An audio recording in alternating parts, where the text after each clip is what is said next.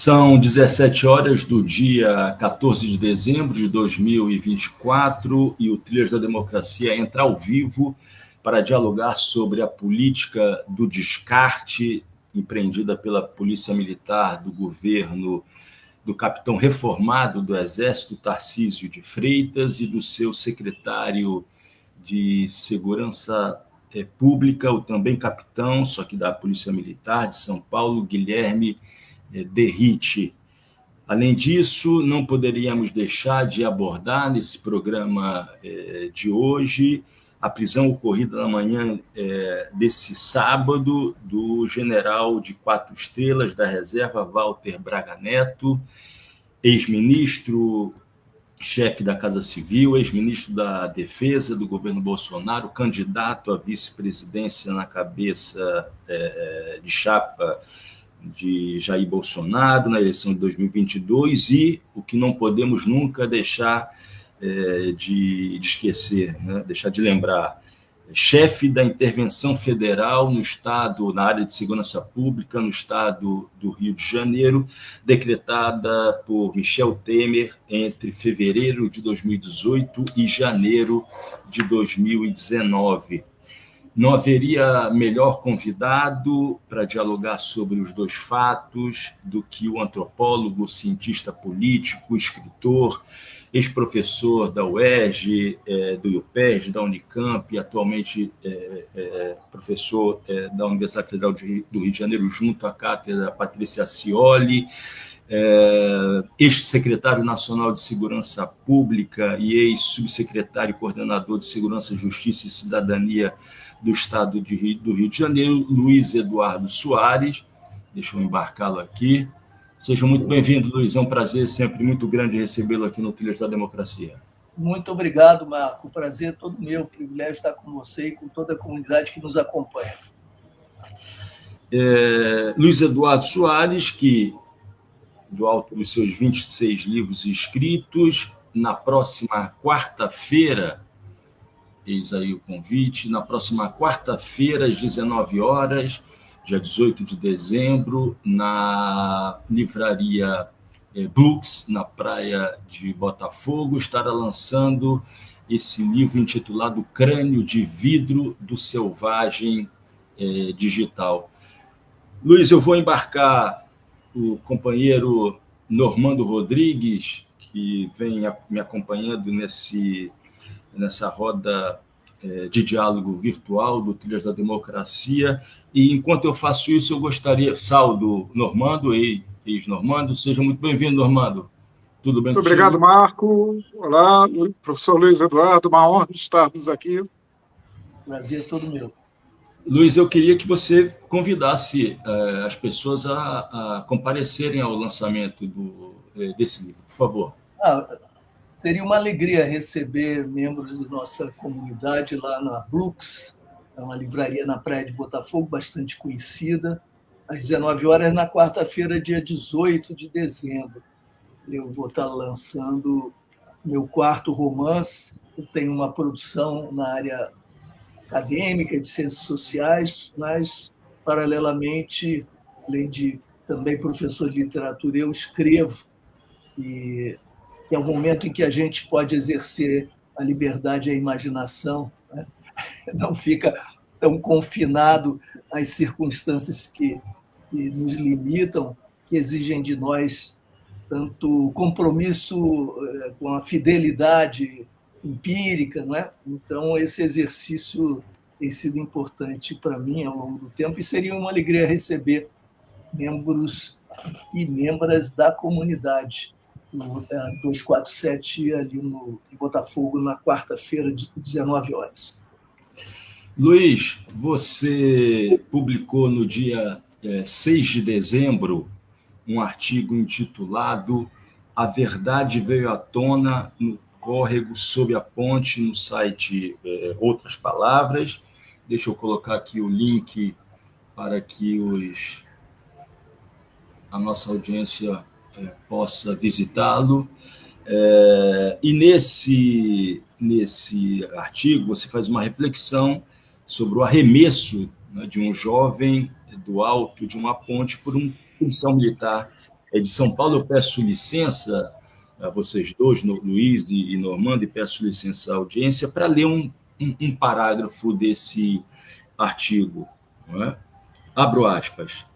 Resta saber o que a cena bárbara da ponte traz consigo e a torna singular em meio a um cenário tão vasto de atos perversos.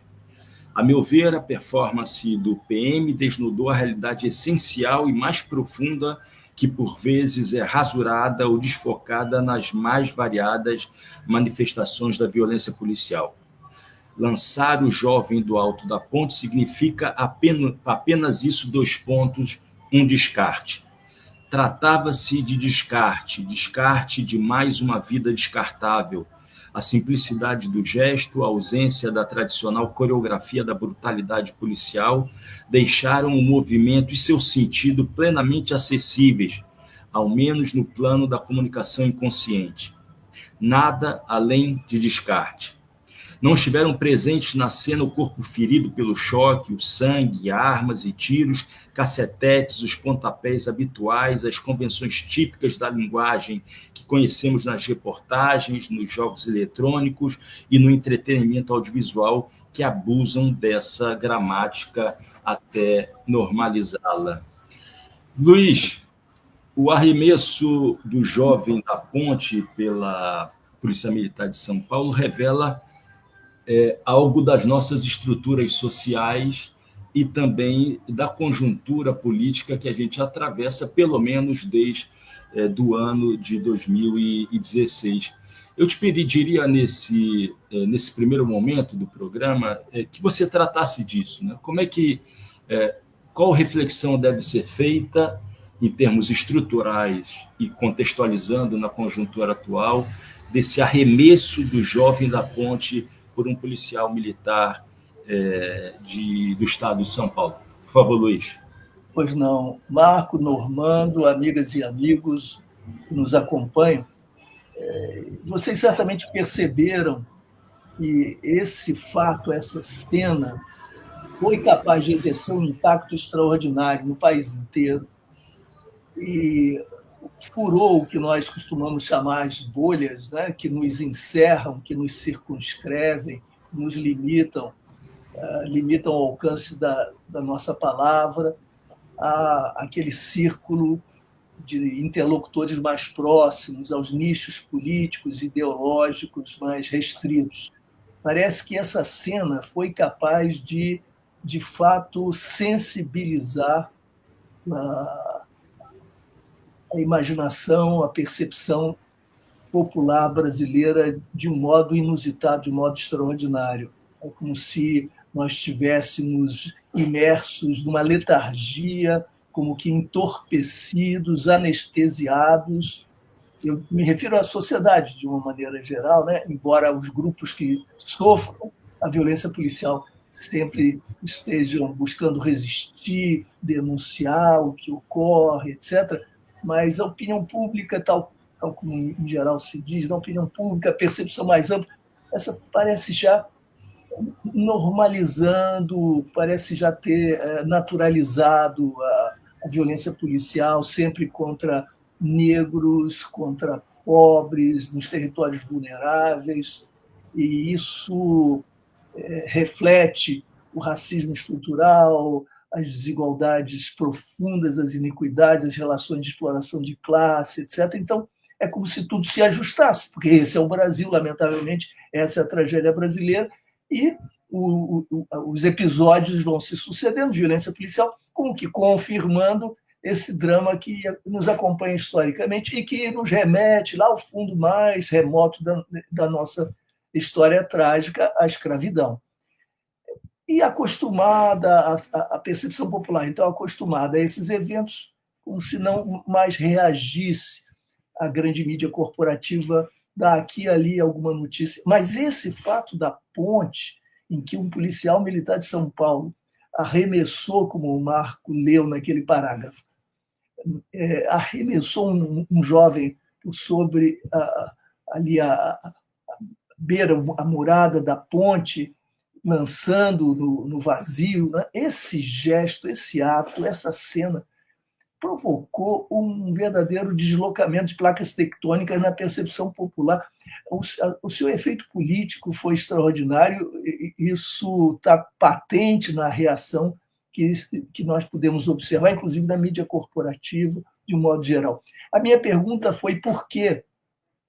Uma vez que, no mesmo dia, nós tínhamos visto também, em cenas gravadas, o assassinato de um jovem negro que furtara alguma bobagem num pequeno armazém, com 11 tiros pelas costas por um policial militar na folga, né, fora de serviço. No dia anterior, no mesmo dia, uma família havia sido insultada, humilhada e violentada, com agressões de todo tipo, etc. E isso também filmado. E nos dias anteriores, cenas lamentáveis, etc.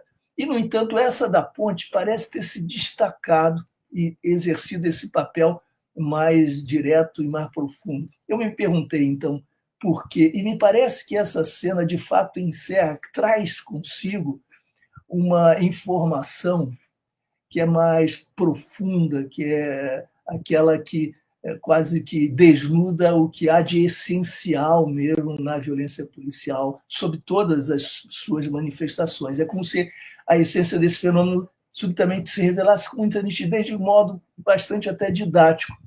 E justamente porque nós não tivemos o corpo sangrando, nós não tivemos os cacetetes, os pontapés habituais, não tivemos aquelas práticas da violência, a utilização das armas, etc., que são usuais, como toda essa coreografia, toda essa dança de horrores, todos esses códigos já conhecidos ficaram de lado. É como se nós fôssemos a alma do que é a violência policial, aquilo que é efetivamente a sua verdade essencial. E qual ela é? A verdade fundamental é a do descarte, porque o gesto simples, como que tranquilo e sereno do policial, que apenas lança um corpo por cima da murada na ponte e continua caminhando. É um descarte, é um gesto indiferente quase, é um gesto de uma agressão bárbara, ao mesmo tempo cercado de uma aisance, diriam os franceses, né, de uma indiferença, como se nada saísse do lugar, nada estivesse alterando aquela realidade com a qual o policial se defrontava. O descarte, e isso é chocante, o descarte de uma vida. Felizmente o rapaz não morreu, poderia ter morrido, mas naquele momento do movimento estava contida também a hipótese morta, estava contida qualquer hipótese, todas as hipóteses estavam ali contidas. E foi um movimento de descarte. Não era de ódio, não era de repreensão, não era de vingança, não era de reprimenda, não era tentativa de reprimir qualquer ato, era simplesmente um policial mostrando a todo o país o que é um jovem pobre que aparece diante da instituição policial, da corporação policial. O jovem pobre pode ser simplesmente descartado, assim como se jogaria um objeto no lixo, sem que isso alterasse a cena. E isso é profundamente chocante, e é de fato disso que se trata. Quando nós falamos de violência policial, nós estamos falando, e o movimento negro sempre chama atenção para isso, o movimento negro na sua pluralidade, e os movimentos de defesa dos direitos humanos também, sempre chamam atenção para isso. Esses homens jovens, eventualmente mulheres também, são descartados da sociedade porque eles são tratados como descartáveis, como matáveis, eles como se não participassem da cidadania, não fossem parte da sociedade brasileira e do universo humano, fossem simplesmente objetos, portanto, reificados e descartáveis.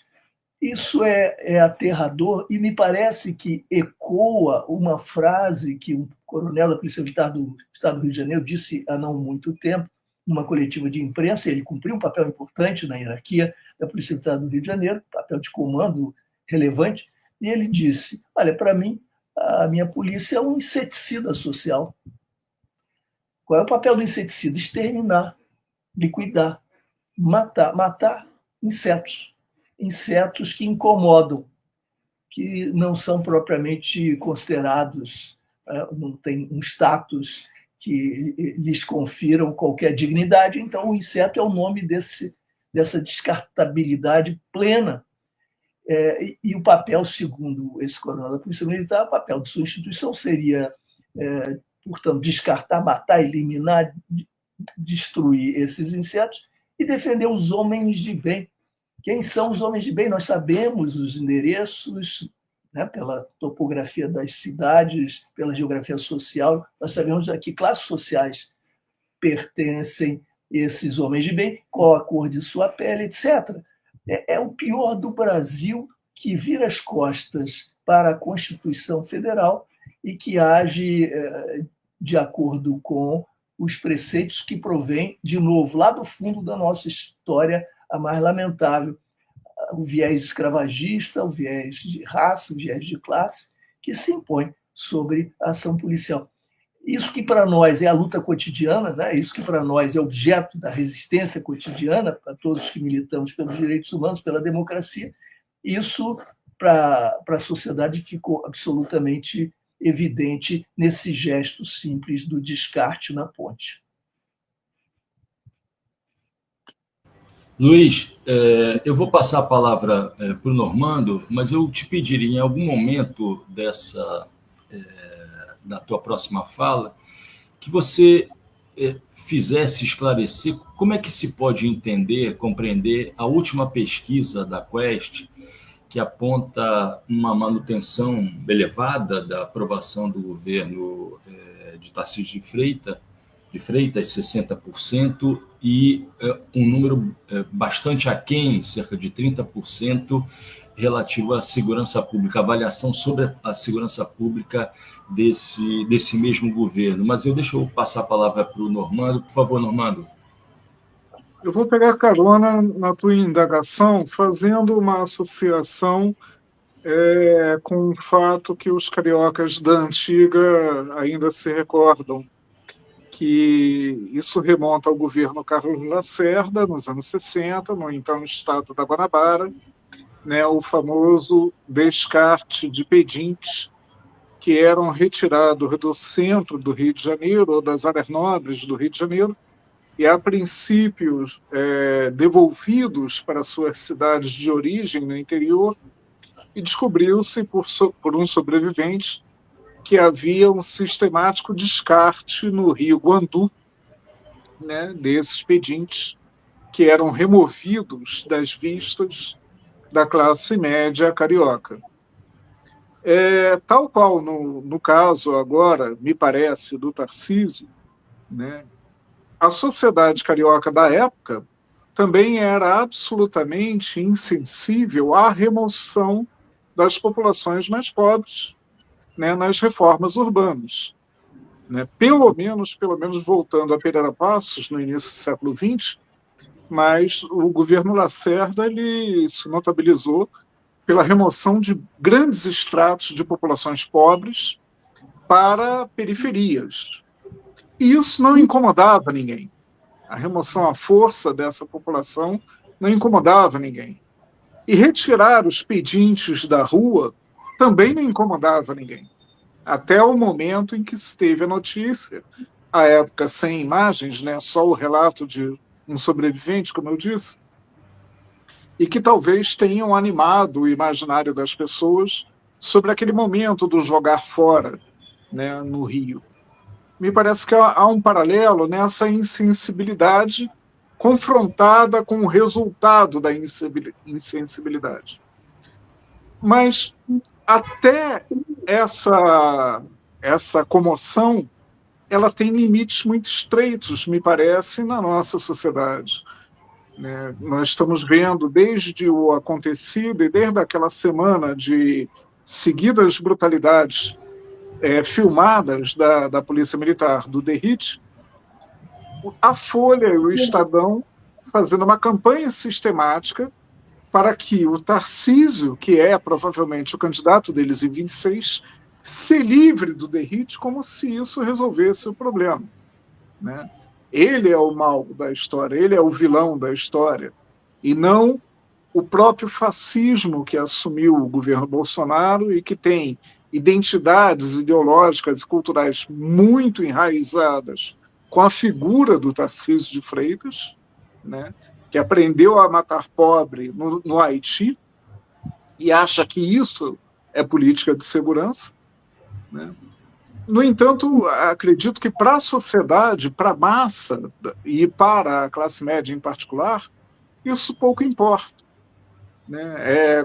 Para usar um exemplo de uma juíza que foi assassinada e cujo nome foi lembrado agora há pouco, a Patrícia Scioli, eu costumo muito dizer que a classe média niteroense, sobretudo de Icaraí, fez uma grande mobilização quando a juíza Patrícia Scioli foi assassinada, foi à rua, plantou uma árvore, está lá a plaquinha no início da praia de Icaraí até hoje, e, no entanto, poucos anos depois, esta mesma classe média foi para o calçadão de Icaraí fazer campanha pelos assassinos da Patrícia Scioli na eleição de 2018.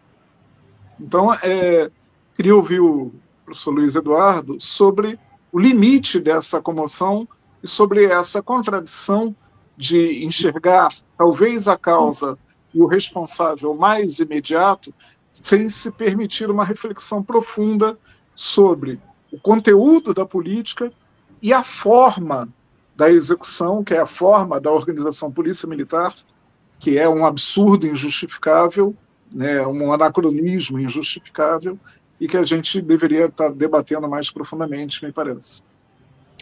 Luiz, deixa eu só apresentar aqui um comentário antes de você fazer uma mensagem que foi enviada por Maria Menezes. Esse homem, Luiz Eduardo Soares, me enche de orgulho com sua luta e resiliência ao longo de sua vida e de minha longa vida.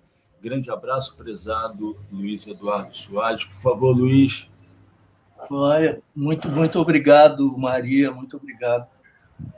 Essas coisas fazem valer a pena, não é, Normando? Essas com certeza. De reconhecimento tão generoso. E eu gostei muito da sua intervenção. O Marcos já tinha chamado a atenção para a importância justamente de articular as questões às raízes históricas e às dimensões estruturais, né? E você fez uma associação muito pertinente, muito importante com a história do Rio de Janeiro, lembrando, em primeiro lugar, aquele descarte de moradores em situação de rua, ou pedintes, como se dizia, se pode dizer, né? Que, em nome do higienismo que estava presente lá em Pereira Passos e que fora reatualizado por Carlos Lacerda e por sua assessora Sandra Cavalcante, né? Afastavam os pobres do convívio com a Zona Sul para evitar que essas áreas nobres fossem maculadas pela presença desse grande outro. O outro é o pobre, é o negro, é aquele que não cabe, né, na paisagem que deve ser mantida asséptica por essa perspectiva repulsiva, mas que marcou e ainda marca a nossa história. Então, foi muito oportuna a sua observação. E a sua questão é a nossa, e tem a ver com a pergunta inicial também do Marco. Houve um declínio na aprovação do Tarcísio, mas só na área específica de segurança pública. E é claro que ele se preocupa com a possibilidade de contágio da sua imagem, né? Se há uma área que está em declínio, cuja percepção pública passa a ser, sobretudo, crítica, então há um risco de que isso contamine o conjunto da obra e o conjunto da imagem do governador. Mas a questão-chave é como conviver com situações desse tipo, que funcionam em sístoles e diástoles, né? Que funcionam com movimentos de influxo, refluxo. Então, nós temos o momento da emoção, do impacto que sensibiliza, o momento da empatia, e isso é seguido pelo esquecimento, e pela emergência de outras questões, a mudança de agenda, e por uma movimentação política que acaba reiterando o poder, ou confirmando o poder, daqueles que foram repudiados no primeiro momento, né? Porque eram os executores da saudosa juíza Patrícia Scioli, por exemplo, a cuja memória nós dedicamos a nossa cátedra no Colégio Brasileiro de Altos Estudos, a UFRJ.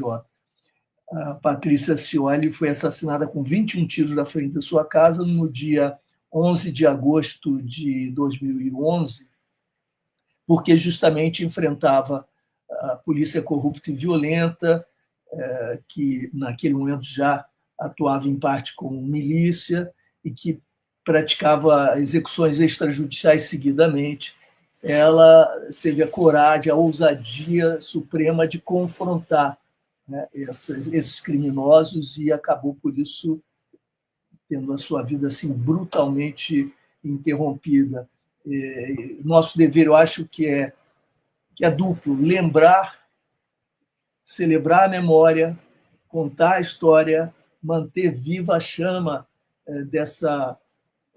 desse brilho de vida, né, desse compromisso que Patrícia, por exemplo, representava, assim como depois Marielle passaria também a representar, manter a memória viva e trabalhar politicamente para que a energia que é precipitada por esses momentos empáticos, calorosos e fraternos, solidários, que essa energia flua por canais positivos, construtivos, e não seja essa energia drenada para os desvãos do fascismo, né? Porque toda essa energia pode ser dragada pelo abismo fascista, como nós vimos acontecer tantas vezes, e particularmente mais recentemente no Brasil. Isso levou ao triunfo do fascismo, que continua vivo e ativo. E hoje, dizia o Marco no início, é um dia histórico para nós, porque um general de 4 estrelas foi preso pela Polícia Federal por tentativa de golpe de Estado. Esse é um momento muito importante. Nós temos de reconhecer e sublinhar a sua relevância, e relevância histórica. Nós estamos diante de um confronto que remete a toda uma história. A história brasileira tem sido da conciliação com os abutres mais perversos, né, que atentaram contra as instituições democráticas reiteradamente. Não só atentaram, como tantas vezes lograram derrotar e destruir a precária institucionalidade democrática que o povo brasileiro buscava construir. E, sucessivamente, por anistias e acordos pelo alto, as elites acabaram negociando com os perpetradores dos crimes mais bárbaros, como a tortura, assassinato, para que saltássemos de um regime para o outro, pulando o momento da verdade, passando direto para a reconciliação e varrendo para baixo do tapete as cinzas de tantas mortes, de tantos crimes, de tanta barbárie. Saltando o momento da verdade, para usar aquela conjunção que Mandela costumava, cuja importância Mandela costumava enfatizar, né?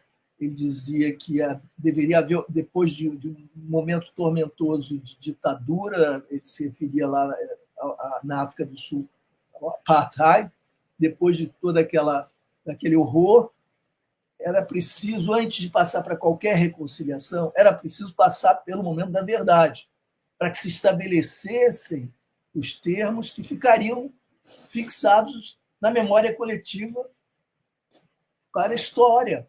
Porque se nós não temos o momento de verdade, nós não perdemos não só a possibilidade de responsabilizar criminalmente os torturadores, assassinos, aqueles que faziam cumprir a política de Estado, né? Não apenas deixávamos de responsabilizá-los criminalmente, mas deixávamos também de produzir um consenso mínimo social relativamente ao horror que nós tínhamos vencido. Teria sido necessário olhar nos olhos a barbárie e chamar o crime por seu nome. E, uma vez estabelecido esse consenso mínimo, e isso ritualmente celebrado, consagrado nos livros de história, nos currículos escolares, nós então avançaríamos para um outro momento. Mas quando a gente salta a verdade e busca a reconciliação imediatamente, ao invés de facilitar e dar fluência ao curso histórico, nós deixamos de lado as tragédias, os sofrimentos, que podem depois voltar a nos assombrar, fazendo com que retornem aqueles que perpetraram os crimes históricos dos quais nós estamos falando, sob formas de políticas diversas, né? E nós sabemos que ocorre na sociedade e que ocorre também no plano individual. Quando nós recalcamos o grande sofrimento, não fazemos o luto diante das grandes perdas, isso tudo retorna sob a forma do trauma e nós não conseguimos avançar. Vivemos presos no ciclo quase patológico que nos impede o amadurecimento, nos impede a elaboração da dor, a metabolização das perdas, etc. E nós acabamos, de fato, prisioneiros desse passado e sempre suscitando a possibilidade de seu retorno. Então, para evitar o trauma histórico, o retorno da ditadura, sob a forma agora desse neofascismo bolsonarista, era e é indispensável chamar o crime por seu nome e responsabilizar criminalmente, tornar isso tudo didaticamente perceptível, dar a isso sentido ostensivo, né, visualmente identificável, de uma cena nítida, insofismável. E nós precisamos avançar nessa direção. Isso pode ser um demarcador, né, de etapa na nossa história. E, portanto, hoje eu acho que é um dia muito especial. Nunca aconteceu isso no Brasil, apesar de todos os crimes perpetrados por militares de alta patente. Isso é extraordinário e deve ser saudado, embora seja apenas um passo. Mas eu concluo, já me estendi demais, reiterando a importância do que Normando dizia. Nós não podemos nos deixar iludir pelo momento, pela fotografia e pela emoção suscitada por uma cena. Então, o Tarcísio perdeu um pouco de capital político, mas a grande mídia corporativa que é aliada de Tarcísio e do neobolsonarismo, nós sabemos do neofascismo bolsonarista, já está fazendo essa operação para identificar no Derrite, Normando foi preciso quanto a isso, né? A fonte de todo o mal. Então, depois é fácil extirpar, né, o cordeiro sacrificial. Você mata o cordeiro sacrificial e restaura, então, a imagem que permanece imaculada do líder fascista. Não é o Derrite. É o Tarcísio que é o responsável superior. O Derrite está lá como uma espécie de declaração de Tarcísio. É uma declaração, é um enunciado, é uma performance. É um gesto que é análogo até aquela coreografia da arminha que o Bolsonaro costumava fazer, da arminha, né? O Derrite é essa declaração, é essa coreografia permanentemente pendurada na frente do Palácio do Governo de São Paulo. Ele está lá como ícone, como signo da adesão fascista à morte. A morte de quem? A morte arbitrária de quem? Jovens negros pobres da periferia. Tarcísio respondeu às cobranças e críticas, dizendo que não se importava absolutamente com o discurso crítico daqueles que buscavam, inclusive, cortes internacionais para denunciar as barbaridades perpetradas em São Paulo e dizer: eu não estou nem aí. Foi a expressão dele, parecia Bolsonaro falando, né, da Covid. Não estou nem aí, não sou coveiro. Não, se quiserem, chame a Liga da Justiça, ele brincou dizendo: não estou nem aí, não quero saber. Autorizando, quer dizer, tudo o que nós estamos acompanhando foi uma política explícita autorizada pelo governador. O Derrite é um instrumento, né? Então é preciso que a gente politicamente construa de forma muito clara esses liames, esses nexos, para evitar que essa operação de um descarte político astucioso produza seus resultados de ilusionismo político, né? Luiz, eu estava pensando aqui uma forma de vincular o ato do descarte do policial militar de São Paulo, a prisão de Braga Neto hoje de manhã em Copacabana. E me veio à mente o fato de que a PM, a Polícia Militar, vou usar a expressão que você usou no artigo, então abro aspas, a PM do governador fascista fofo e moderado, fecho aspas, Luiz Eduardo se refere nesse artigo ao Tarcísio dessa forma, essa PM mata muita gente. E, da mesma forma que a Polícia Militar da intervenção federal chefiada por Braga Neto, que é um fascista duro e extremista, seria um fascista duro e extremista se contrapondo à figura do Tarcísio de Freitas. Essa PM também matou muito durante aquele período, durante aquele ano da intervenção federal. Luiz, você há muito tempo vem defendendo a necessidade da desmilitarização dos aparatos policiais. Em 2019, você lançou pela Boitempo Desmilitarizar Segurança Pública e Direitos Humanos. E eu acho que esses são dois casos extremos, né? São dois casos extremos e exemplares de como a manutenção da militarização, e se a gente pensar no caso de São Paulo, é um governador militar, né, do Exército, e o comandante, o secretário de Segurança Pública, também capitão, só que da Polícia Militar. Né? E nós estamos diante exatamente da necessidade de não apenas desmilitarizar as polícias, mas também desmilitarizar o governo, né? Tendo como referência o governo Jair Bolsonaro, e a política. Luiz, essa tarefa exige o quê das instituições, dos movimentos sociais, do Poder Judiciário, né? Das ações do Ministério da Justiça, do governo Lula, e o que também do Congresso Nacional, se é possível esperar alguma coisa do Congresso Nacional e da sociedade civil de maneira geral. Por favor, Luiz. Olha, Marco, você trouxe temas que são de imensa complexidade, né, que se desdobram em múltiplos níveis, mas, para ser sintético, eu vou procurar caminhar pelo que me parece o mais decisivo. Não é? Então, não é, de modo alguma, uma resposta completa como você mereceria e como a complexidade da sua questão exigiria, mas indo assim, pelo que me parece central. Primeiro, vamos estabelecer o seguinte, como você sugeriu, e Normando também.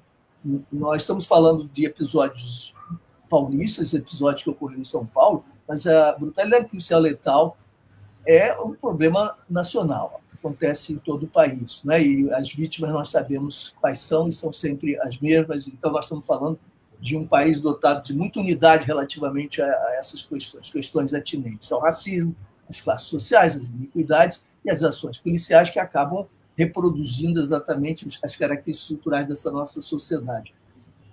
No Rio de Janeiro, só para que todos tenhamos uma ideia, eu estou falando de São Paulo, parece que o Rio é mais pacífico, conta com instituições mais moderadas e legalistas, mas de 2003 a 2023, Normando, nós tivemos 21.662 vítimas letais da brutalidade policial no estado do Rio de Janeiro. Em alguns casos, em alguns anos, as mortes provocadas pelas polícias correspondiam a 30%, às vezes 25% dos homicídios cometidos no estado. Isso é um negócio inacreditável, se nós pensarmos bem. Esse número é aterrador, né? E apenas uma pequena fatia, menos de 10% dos casos, chegaram aos barros dos tribunais. Então, nós temos o silêncio do Ministério Público, ou a sua anuência, ou a sua cumplicidade na prática, embora haja, claro, promotoras que nadam contra a maré e buscam resistir a essa onda, não é? de cumplicidade e omissão. Mas o fato é que o Ministério Público não tem constituição constitucional de exercer o controle externo da atividade policial. E isso não é um caso exclusivo do Rio de Janeiro. Então, nós estamos falando de algo muito sério. Esse é um tema de segurança pública propriamente? Eu acho que não apenas, e às vezes, quando nós tratamos com o problema de segurança pública, nós não contribuímos para um enfrentamento adequado da questão. Se trata de uma questão política, e uma questão política chave. Quando, muitas vezes, nas campanhas eleitorais, candidatos chamam especialistas, policiais, juristas, para escrever um capítulo sobre segurança pública, estão atribuindo a esses atores, a esses agentes, ali uma fatia da sua preocupação e da sua agenda governamental futura. Não dá para ser mais assim. Nós temos de reconhecer que há um monstro na sala de visitas. Nós convivemos com o monstro, nos acostumamos a falar baixo para que ele não desperte, a mudar a rota e caminhar ao seu redor para não tropeçar no monstro, e nos acostumamos, como na vida, nos acostumamos com tantos incômodos e vamos nos adaptando. Esse monstro tem duas cabeças, as Forças Armadas e as agências policiais. Não apenas militares. Não apenas militares. E o que aconteceu na transição política? É muito simples. Os militares, aqueles que eram representantes ainda da ditadura declinante, da ditadura que já se extinguira em termos, né? Porque a negociação foi aquela a qual eu me referi há um momento. Então, esses que representavam a ditadura, participando lá do processo constituinte, impuseram limites à própria criação legislativa constituinte. Eles não tinham força suficiente para pautar os debates, para indicar os rumos do Brasil, eram declinantes as suas forças, é claro, mas ainda exerciam influência suficiente para provocar, chantagear, ameaçar, etc., e criar uma atmosfera que acabou conduzindo à imposição de limites muito sérios à elaboração de, sobretudo, 2 artigos muito importantes.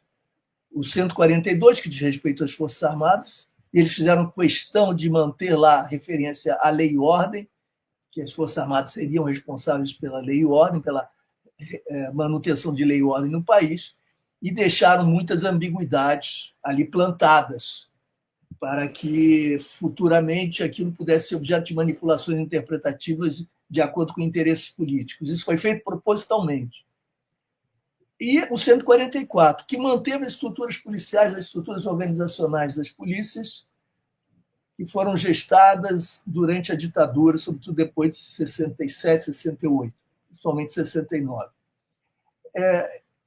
Quando você mantém estruturas organizacionais, você não mantém organogramas, não se trata de uma bobagem formalista. Porque junto do organograma das estruturas organizacionais vem homens e mulheres, pessoas, vem gente de carne e osso, profissionais, com sua cabeça, seus valores, as culturas corporativas, as práticas, que já são mais do que enraizadas, modos de ver, de compreender a sua missão na sociedade, o seu dever, modos de ver a sua própria instituição, etc. A ideia do inseticida social não foi inventada agora pelo coronel da Polícia Militar do Estado do Rio de Janeiro há poucos anos. Não, isso aí remonta a décadas anteriores, inclusive a ditadura militar, mas atravessa a ditadura, e na ditadura é requalificado no pior sentido do verbo requalificar, né? Porque tudo foi azeitado para funcionar no sentido negativo, contra a cidadania, a favor do Estado ditatorial e dessa visão, defender homens de bem, que serão definidos a critério do arbítrio policial, e nós sabemos quais os eixos de classe e raça, como eu já tinha mencionado, nós sabemos disso. E isso fez com que se criassem 2 enclaves institucionais, como eu costumo dizer. São 2 como que bolhas, mas elas, em algum nível, se interpenetram. São 2 enclaves institucionais refratários à autoridade civil política republicana. Refratários, esses enclaves refratários à soberania popular, que se manifesta politicamente e que se encarna num representante político, autoridade política. E, portanto, refratários também à Constituição. São como que bolhas quistos, autonomizados inconstitucionalmente. Por isso eu dizia um monstro na sala de visitas. Esses dois enclaves permanecem conosco. Os legisladores, os constituintes, sonhavam o seguinte, esperavam o seguinte: o Ministério Público vai sair daqui muito forte, vai sair do processo constituinte muito forte. E o Ministério Público vai ter a responsabilidade de exercer o controle externo da atividade policial. Então, Forças Armadas, vamos ver. Mas aqui as polícias vão estar sob a vigilância, o controle do Ministério Público. Vai haver isso que os americanos chamam de checks and balances, né? Um encontro aí, um equilíbrio de poderes e tal. Então, nós vamos ter um controle. E o processo social, com a expansão da cidadania, um avanço da organização da consciência política, tudo isso vai conduzir a um rearranjo, isso tudo se define. É bem brasileiro isso. Nós não queremos resolver, deixamos para o futuro. Isso vai se resolver no processo, se resolve, e nunca é enfrentado. Nós tivemos o Ministério Público como esse contrapoder, equilibrando? Não. Nós tivemos, então, governadores agindo para exercer o seu comando, a sua autoridade, não porque nem conseguem fazê-lo, porque eles, se ousassem, os que ousaram, os que tentaram, viveram na carne essa dificuldade, vão ser desestabilizados, porque o poder de desestabilização das polícias é extraordinário. Eles não precisam ter força para afirmar construtivamente nada do ponto de vista político, mas eles têm acesso às armas e às possibilidades imensas de gerar tensões e desequilíbrios. Então, os governadores estão sempre sob chantagem e não têm comando efetivo. Eles fazem o jogo, aqueles que vão pelo lado da direita, fazem esse jogo demagógico do populismo penal, do proibicionismo, e saúdam as suas polícias e tal, e aproveitam, inclusive, a polícia, lamentavelmente, como um instrumento político, porque elas seriam instrumentos de combate ao crime. Os governadores, e assim, buscariam convencer a sociedade de que o combate ao crime é uma guerra e que essa guerra tem que ser vencida com mais violência, mesmo que a gente esteja reproduzindo o modelinho, o método, ano após ano, com resultados dramáticos, mesmo que nós tenhamos acumulado tantas tragédias, mesmo que os resultados tenham sido nulos, até negativos, ainda assim o discurso está sendo reiterado. Então, o problema nosso é fundamentalmente, tal como eu vejo, tem múltiplas dimensões, mas é fundamentalmente político.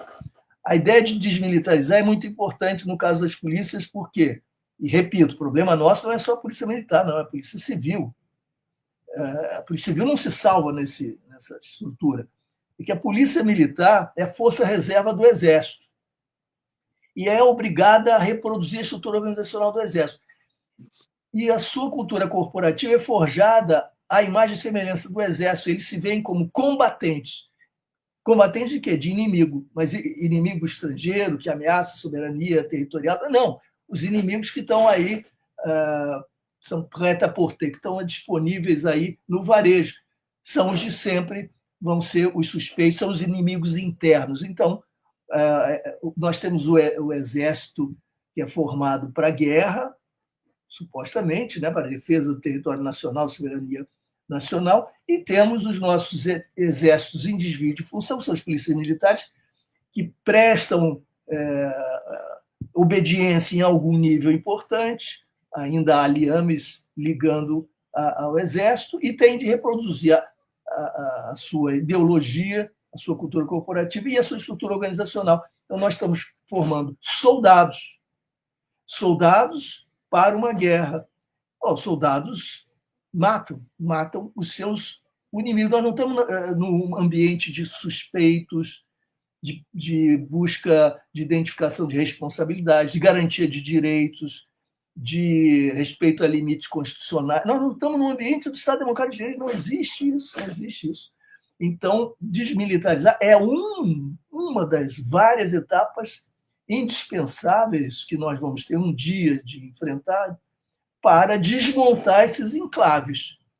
Então, no enclave policial, até onde eu posso minimamente entender, nós vamos ter um imenso trabalho, e é o trabalho de submeter as instituições policiais à autoridade civil, de submetê-la a controle externo, de acabar, tanto quanto possível, com essas autonomias.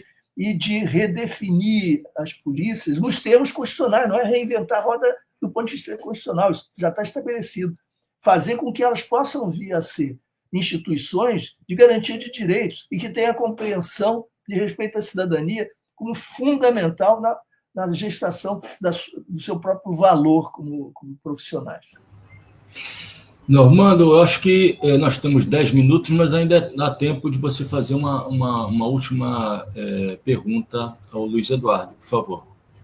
É só uma observação que me chamou a atenção na fala, professor. No que diz respeito a resultados.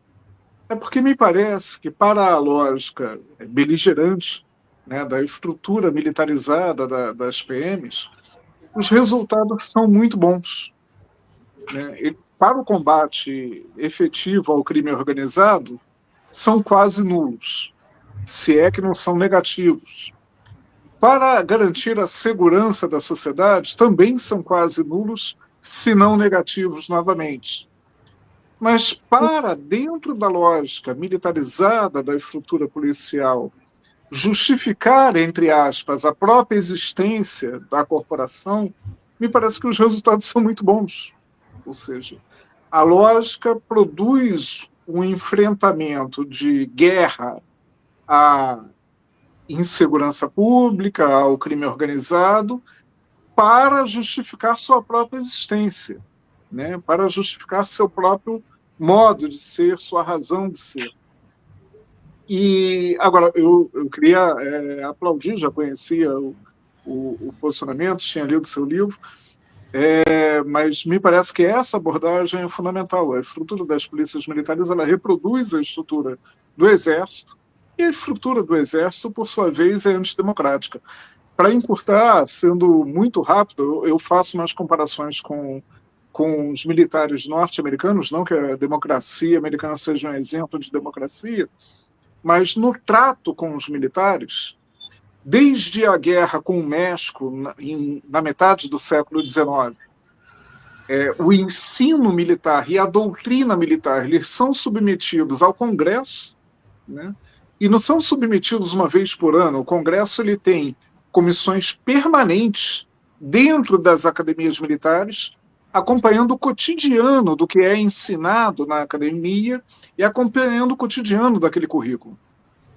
E um outro aspecto importante, que está no campo do simbólico, mas esse meio militar ele vive muito do simbólico, é que enquanto aqui o militar presta juramento, o oficial, quando vai pegar sua espada, presta juramento ao chefe, isso me parece muito importante, o militar americano presta juramento à Constituição. São abordagens muito diferentes e com resultados muito diferentes. Acho que deveríamos enfrentar, sim, o que é o Exército, para que serve o Exército, e reproduzindo aquela frase do Clemenceau, como já citei outro dia, o Exército é uma coisa muito séria para deixar a cargo de militares. Luiz, por favor. Sim. Não, excelente.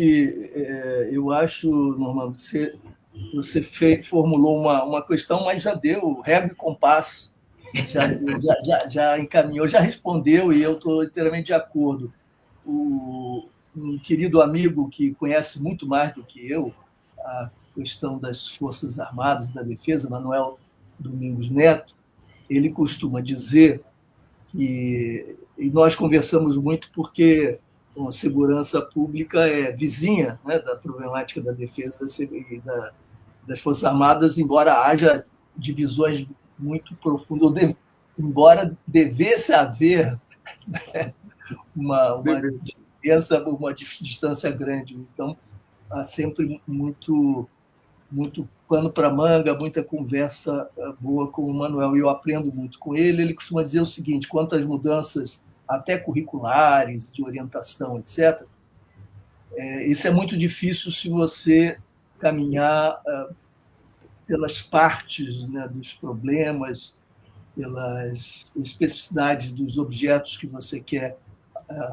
alterar, etc. Mas se você mudar a orientação geral, você resolve num único gesto, por assim dizer, o conjunto das questões. Como assim? Se as Forças Armadas são ainda responsáveis por manter a ordem pública, né, como está lá no 142, ela vai estar todo o tempo se miscuindo na segurança pública, ela vai fazer questão de manter os seus vínculos com as polícias militares e, portanto, não apenas, e nós vamos ter essas simbioses, essas fusões e essa transmissão, essa transferência permanente de valores belicistas, contagiando a prática policial com a perspectiva militar, reinventando inimigos internos, etc. Agora, se no 142, se nas determinações constitucionais isso for abolido e se as Forças Armadas forem, então, designadas como instituições cuja missão é defender a soberania do território nacional e a soberania nacional, sem nenhuma ingerência a quaisquer ideias de ordem interna, etc., toda a formação dos profissionais teria de ser orientada para o cumprimento da missão. Então, eles estariam preocupados, por exemplo, ao invés do que costumam focalizar, eles estariam preocupados no fato de que, na Amazônia, eles estão subordinados a Starlink, do Elon Musk. Porque são os satélites da Starlink, do Elon Musk, que viabilizam a comunicação, não só dos habitantes dessa região, que é dramático, mas das próprias Forças Armadas quando transitam nesse território. Isso é absolutamente inacreditável, isso é inaceitável. Então, a imensa preocupação teria de ser como construir uma indústria nacional para viabilizar o acesso a meios mínimos que garantam a soberania, de modo a que nós não venhamos a estar dependentes dessa forma abjeta e absurda. E isso geraria um ímpeto de articulação com forças econômicas e uma orientação que exigiria do Brasil um certo tipo de desenvolvimento, não especulativo financeiro e não só agroexportador, mas com algum compromisso com criação industrial, nos termos, claro, ditados pela sustentabilidade, que é um compromisso mínimo com o ambiente. Não se pode pensar de outra maneira no mundo contemporâneo. E o Manel tem toda a razão, me parece, porque se a meta exige um certo tipo de profissional, um certo tipo de cabeça, eles vão ficar defendendo um torturador brilhante, ilustra, e saudando golpes de Estado e correndo atrás de supostos inimigos internos, quando a matéria da defesa está absolutamente fragilizada, inteiramente debilitada. As estruturas vão ser, então, pensadas e refeitas por eles mesmos numa dinâmica distinta. Eu acho esse encaminhamento muito interessante e absolutamente convergente com a sua percepção, com a sua orientação reflexiva, Normando. Eu acho que por aí a gente encontraria um caminho. Bom, oxalá a prisão cautelar do Braga Neto no dia de hoje seja um marco de inflexão, Luiz Eduardo, Normando, na utopia da retirada desse dragão das Forças Armadas, dos aparatos policiais de natureza autoritária da nossa sala de estar, né? Muito obrigado, Luiz, é sempre um prazer ouvi-lo. Muito obrigado, Normando. Amanhã... Obrigado, Marco. Obrigado, Luiz. Sobretudo, obrigado, Luiz. Só um parênteses, Marco, te enchendo o saco um pouquinho, mas conhecendo a trajetória do Luiz Eduardo, com todos os sabores que ele passou profissionalmente ao longo das bandeiras que sustenta, ele vem aqui e nos injeta otimismo. E isso é sensacional. Essa é a grande tarefa do professor. Muito obrigado. Obrigado, Normando. Obrigado, Marco.